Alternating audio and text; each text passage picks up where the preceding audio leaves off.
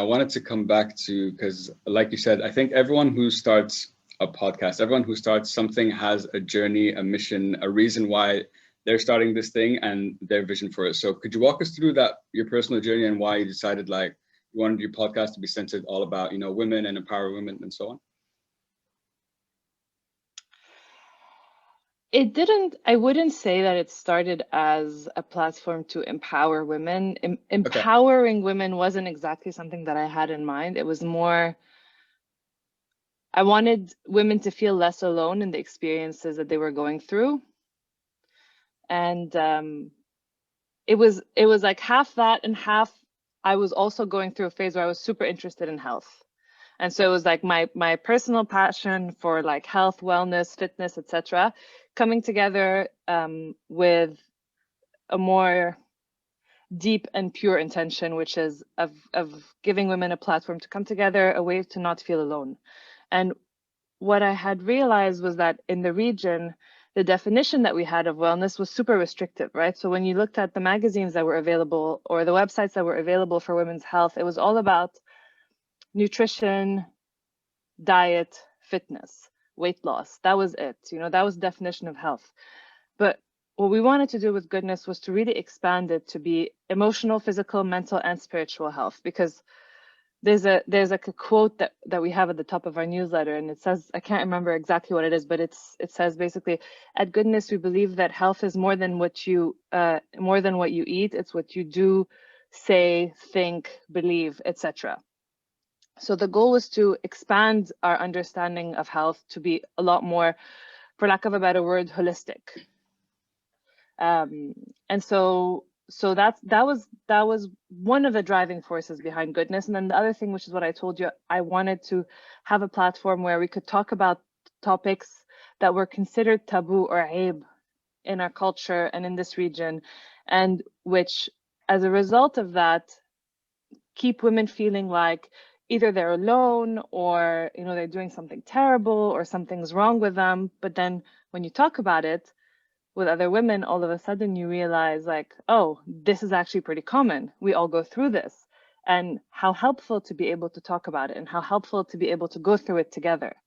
So just to give you some examples, on the website, back when we were doing written content, we did a big series on postpartum depression.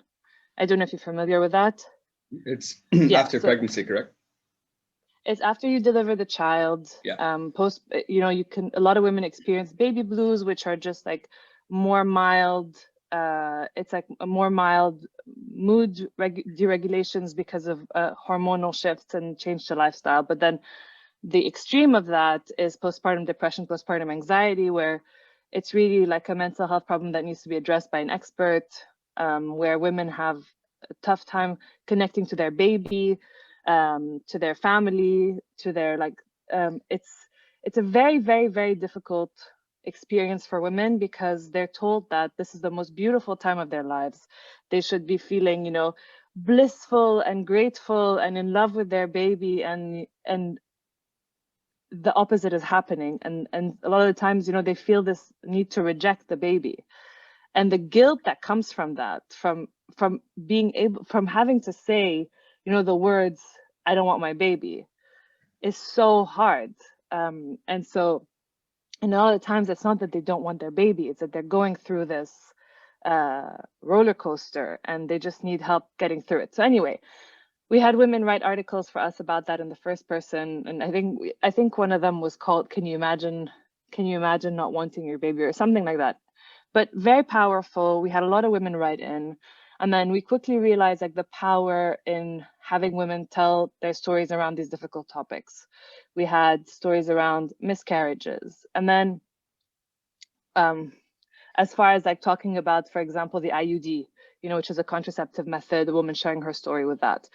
And then I realized that having them in written format on the website was super limiting, because I wanted to talk to these women. I wanted to ask them more questions, and I wanted to be able to not, like, when you put an 11-minute read on a website, you're like, who the hell's going to read that? Who sits and reads for 11 minutes?